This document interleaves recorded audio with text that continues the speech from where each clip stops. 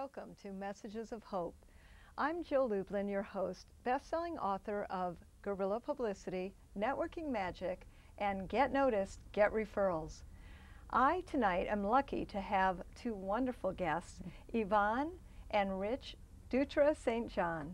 They are founders of Challenge Day.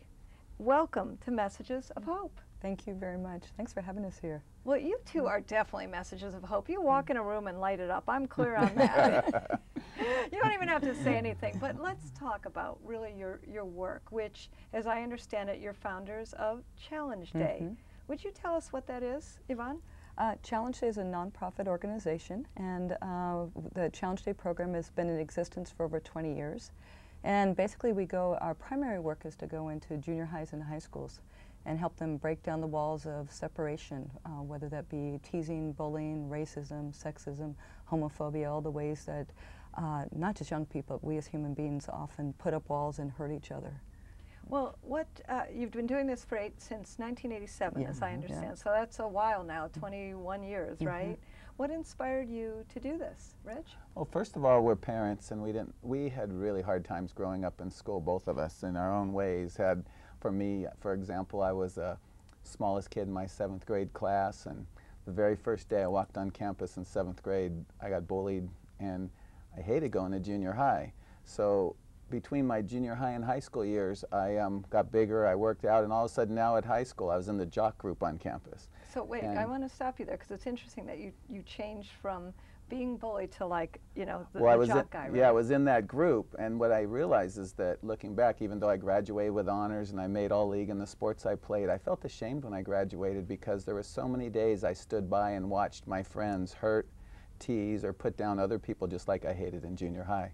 And so from that point on, I decided I was going to do something different. I became a teacher, and I got into drug treatment and my license as a family therapist. And when Yvonne and I met, we started talking about, why do kids have to get into drug treatment before they get the kind of love and support that all of us want, need, and deserve? So it really comes out of your personal experience, right? And what about you, Yvonne? What was your personal experience? Oh, for me, growing up, actually it goes way back when I was young. I remember as early as 1st grade, I was really hungry all the time. And I remember looking back, I thought I was hungry for food. And today, as I look back, I realized it was much more than food.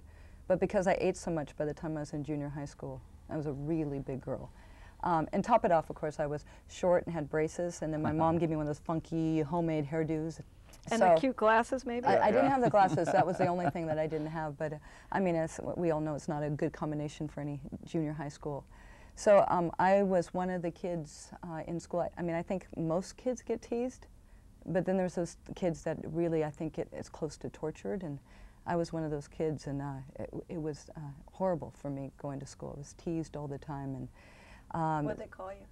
you know, everything from, I remember one time walking down this path, and one of the popular girls came and tripped me, and they said, "Watch the fat girl roll." Wow. Tuba Wooba, I was in a band. I mean, it's just the names that they come up with, yeah. They're quite creative, though, aren't they? Yeah. Positive slant. Back. Yeah, yeah. So it was just, you know, hard for me. And actually, at the end of my 7th grade year, I went to spend the summer with my cousins in another state. And I developed an eating disorder. And at the time, I didn't know anything about eating disorders. In fact, at the time, they didn't talk about eating disorders. It was bulimia. And I lost a whole bunch of weight over the summer. And I came back to school my 8th grade year and stepped on a campus. And all of a sudden, everybody wanted to be my friend, which was actually, for me, more painful than being teased for being fat. But it kind of gave birth to the work we do, because I learned really young that we get treated very different as human beings just based on what we look like on the outside. And then very similar to Rich, I then went into high school, and I stepped into what I thought was my biggest dream. I became one of the popular kids. I was a cheerleader, vice president of my class, and the school then voted me in as homecoming queen. And then they started spreading rumors saying I was conceited and stuck up. So what I got to learn was that nobody was winning the game. I always thought, as I was young and being teased and hurt so bad, that there was this other group that didn't get hurt. And what I realized was we were all experiencing that. And so I think our childhoods, especially once we had kids, you know, were inspiration. And actually, I believe everything happens for a reason. It was kind of like our training to do the work that we do these days. And so it's actually good in the long run. Well, you're obviously very sensitive to what can happen when you're bullied or when you're looked upon for your appearance sake, right? So that's really what inspired Challenge Day. And tell us, what really is Challenge Day? Well, what we do is we take about 100 young people, all from different groups on campus, the different stereotypical groups, the jocks, the stoners, whatever the groups they call in school. In this school, it changes from school to school. And we start out in a circle with about 100 young people, and we just have them first notice how they feel coming in the room. And some of them have attitudes, they posture, they do whatever they do to start out the day. And we put them through a series of activities where they do icebreaker games. We have them partner with people they normally wouldn't partner with. And then we do some personal shares where we share a little bit about our history and our experience as a way to give them the chance to experience or share some of themselves. Probably the most powerful part of the day, though, is after we've warmed them up and they've been opened up a little bit with each other, is we do an activity called the Power Shuffle. And everyone lines up on one side of the room and we call out different categories. And what they get to see every time they cross the line is they step into the less privileged group on that issue. And what they get to see is everyone crosses at one time or another. Nobody likes it, so why would we hurt each other because of our differences? And the powerful part is then after that they get to speak. And they say the things they never want to see again or hear again or have happen again. They get up and say they're sorry to someone they've hurt or thank you to someone they love. You want to tell them about Annie's story? Yeah, I mean, it's been 20 years, and this fall we'll have 30 Challenge Day leaders leading the program, so it's not just us anymore. Nice. And so, yeah, this past year we reached 95,000 young people all over the United States and Canada. So we actually, at the end of every day, when we get done with a Challenge Day, the leaders call in with their miracles of the day, because in our work, that's talk about hope and inspiration. We just live in miracle land because young people are ready to step up. And we can share with you thousands of stories. I remember just right offhand a young woman in a private school. We work in all different schools, and this was in a private school. And we also, at the Challenge Day, we have parents, teachers, administrators, community members. It's about building community. And when we came in, this girl was sitting, young girl was sitting all by herself, and I went over to a group of kids that were laughing and joking, and I assumed the popular kids, and I said, tell me about the kids in the room, in the circle. And they said, well, those guys are the popular kids, and this and that. And so what about the girl all by herself? And they said her name, and they said, oh, nobody likes her. And they just right up front. And so as the day went on, started, and I realized her mother was also there and came to help support us. And as we went through the activities, we saw her starting off alone, but because the process is so vulnerable and people really get real, when we started getting into sharing at a vulnerable level, she got up in front of the group with tears running down her cheeks, and she said, why do you all tease me so much? And her mother, sitting right next to her, just started sobbing. And I said to the group, and at this point they'd all been sharing and very vulnerable, and I said, I'm going to ask you to do one of the most courageous things you'll probably do in your life. If you've ever teased her, or if you've ever stood by and watched in silence and didn't do anything, I'd love, if you feel moved right now, to come in and say you're sorry. The whole school stood up.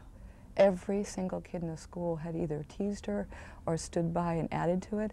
They lined up one at a time, and her mother was next to her, and just one at a time said, I'm so sorry, I'm so sorry. And her mother just sobbed next to her. And that's what we see every day. I mean, because our young people, they don't want to hurt each other. They just have learned, you know, most of it's learned behavior or passed on hurts from generations past. But once they wake up and notice what they're doing, and we start connecting soul to soul and heart to heart, yeah, they don't want to hurt each other. It must be like a tear fest. I don't know how anybody gets anything out. I can just, I mean, I see this line, I see everybody saying we're sorry, I see all the healing that must happen day in and day out. Because this is always with mostly high schoolers or all ages?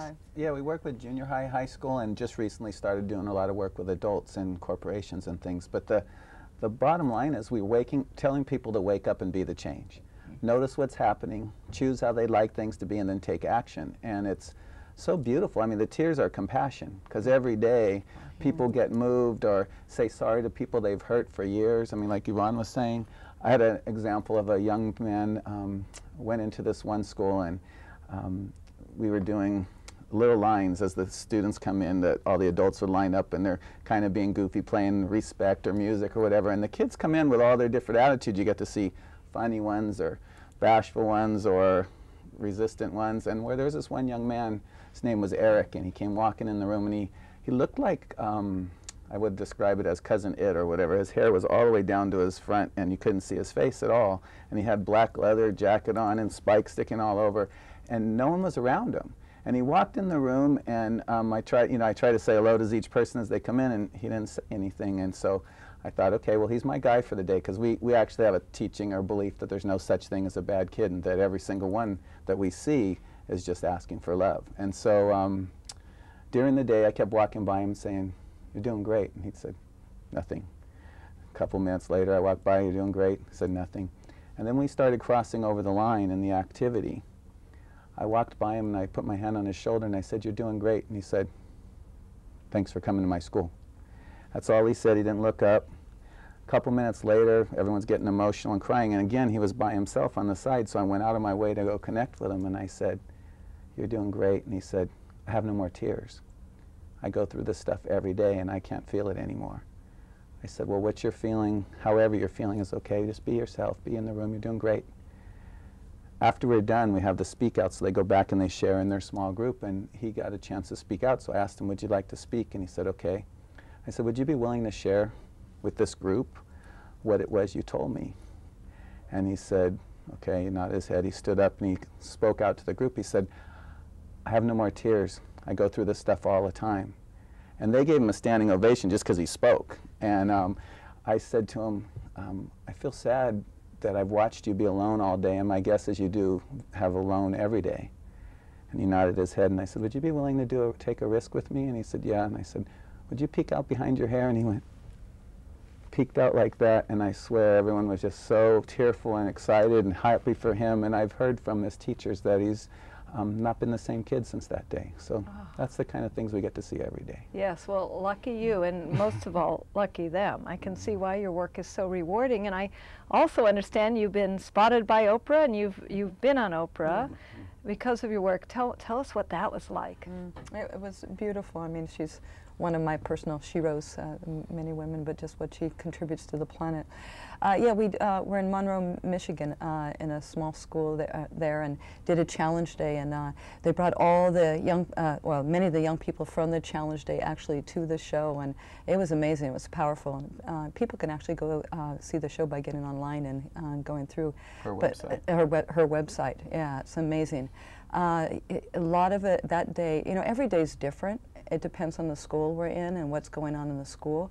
Some schools, racism is really what's going on. Other places, it's pressure to achieve, to look good, the image thing, and so it depends on where we're at. And that day in particular, the show was a lot, she focused on lots of issues, but a lot of racism came up in that show. That was powerful, and the young people doing a lot of changing, saying they're sorry, and transforming their school. Are you briefed on what the issues are when you go into the schools? A little bit, yeah. You know, our staff work with what we call coordinators in our schools, and every school before we go in, we have them create what we call Be the Change team. And that team of adults and students, their entire job is to help create a school where everybody feels safe, loved, and celebrated, which is our vision statement. So there's pre-activities, and then they create a whole bunch of post-activities to keep the momentum. Challenge Day is like it creates the spark that sends the fire off. It's part of the Be the Change movement. So they'll often, in the setting up of the program, they'll let us know these are the main issues we're working on, and so we can focus more on those issues and go in that direction. But often we'll just show up because people have heard of the program, they're ready, it's time for our school to change, and they call us in. And the truth is, even when they tell us,